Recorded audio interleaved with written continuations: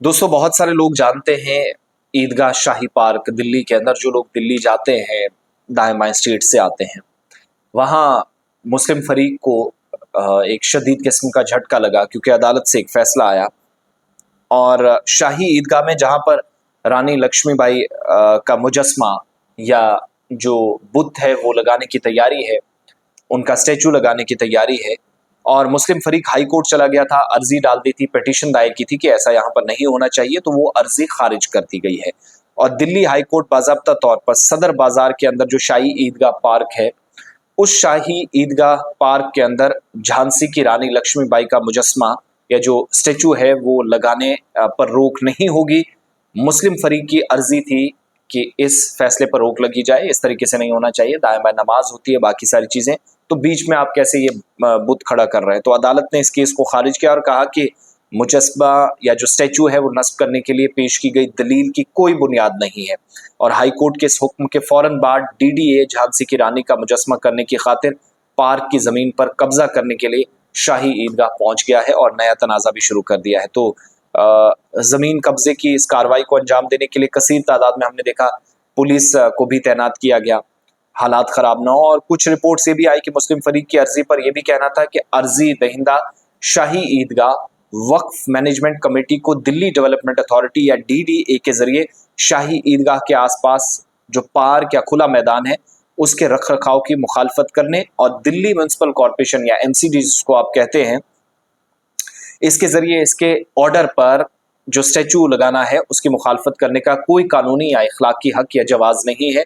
ये क्लियर किया अदालत ने।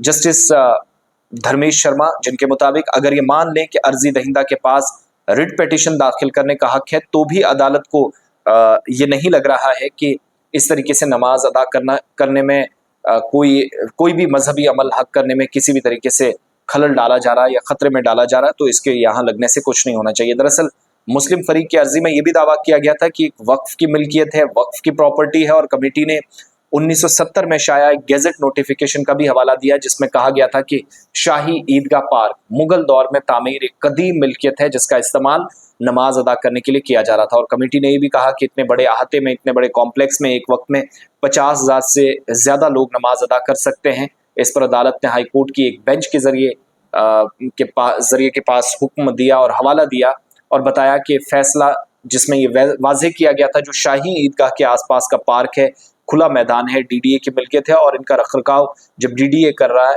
बागबानी डिवीजन 2 के जरिए हो रहा है, तो फिर आप इस पर इस तरीके से क्या कर रहे हैं। बुनियादी बात यह है कि चूंकि शाही ईदगाह से मुल्क और आसपास की जो दीवारें हैं उनके अंदर भी पार्क या खुला मैदान डीडीए की मिल्कियत है, और इसलिए ये पूरी तरह से डीडीए की जिम्मेदारी है कि वो जैसा मुनासिब समझे ज़मीन के कुछ हिस्से को अवाम के लिए या पब्लिक के लिए इस्तेमाल करने की बात कही जा रही है।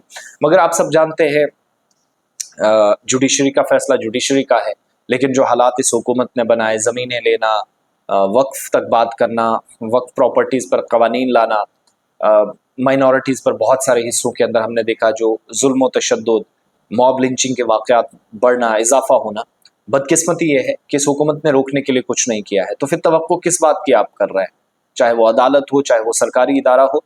अब जो ऑर्डर है कोर्ट का उसके सर आंखों पर रखिए, नमाज अदा करिए जिस अहाते में आप हैं। हाँ, डीडीए अगर मुजस्मा वहां खड़ा कर रहा है बीच में, आसपास नमाज पड़ेगी, वैसा तो नहीं ना होगा। ये जरूर होना चाहिए कि एक अलग किस्म का रास्ता या ऐसी दीवार साइड से लगा के कि लोग बीच में जो जाना चाहें जाएं, लेकिन जो नमाज अदा करना चाह रहे हैं वो करें। परेशानी यह है कि हमारी मस्जिदें खाली हैं, हम पार्क को नहीं छोड़ रहे कि वहां नमाज पढ़े। रात को 2-2, 3-3, 4-4 घंटे सोशल मीडिया पर बैठना, 15 मिनट हम ईशा की नमाज के लिए हम नहीं निकाल सकते। ये हालात हमारी आज की कौम के हैं, और अल्लाह माफ़ करें, हम अगर अल्लाह के अहकामात को नहीं मान रहे हैं तो फिर अल्लाह जो अजाब ला रहा है उसके लिए भी तैयार रहिएगा। फिर किसी किस्म का कोई शिकवा शिकायत, फिर खौफ या तशद्दुद नहीं होना, कोई डर नहीं होना चाहिए। अल्लाह करे कि चीज़ें वक्त गुजरने के साथ साथ दुरुस्त। हुकूमत तो यही नहीं रहेगी, कुर्सी परमानेंट नहीं होती। मुगलिया दौर भी आया, उसके बाद मराठों का दौर भी आया, उसके बाद हमने देखा अंग्रेज़ हुकूमत भी आई, फिर उसके बाद 50-60 साल तक कांग्रेस ने दौरे इक़्तिदार से वो गुजरी। आज ये हुकूमत है, कल ये भी नहीं होगी। तो वक्त के साथ चीज़ों को कैसे मैनेज करना है ये समझना पड़ेगा। बसूरत दीगर इंतहाई मुश्किल दौर, ख़ास तौर से उन अक़लियती तबकों के लिए जो यहाँ पर परेशानी से और 0.01% جو مسلمان سڑکوں پر ممبئی میں نکل آئے، انہوں نے دکھا دیا کہ وہ ہندوستان کے اندر یہاں کے ہیں، یہیں مریں گے، یہیں دفنائے جائیں گے، وہ یہیں کے ہیں، وہ پاکستان کبھی بھی نہیں جائیں گے۔ حب الوطنی کا اور ایمان کے جس جذبے کا مظاہرہ انہوں نے کیا، دنیا بھر کے لیے سبق ہے۔ تو پارکس، مجسموں پر، ان ساری چیزوں پر چھوڑیے گا، جو مساجد ہیں، خانقاہیں ہیں، درگاہیں، اللہ کے گھروں کو، اہم ترین جو مذہبی مقامات ہیں، ان کو آباد کیجیے گا۔ اللہ بہت آسان اور بہت بہتر راستہ ہم سب کے لیے، وہ دن دور نہیں، اگر ہم ایسا کرتے ہیں تو دے گا۔ بہت بہت شکریہ۔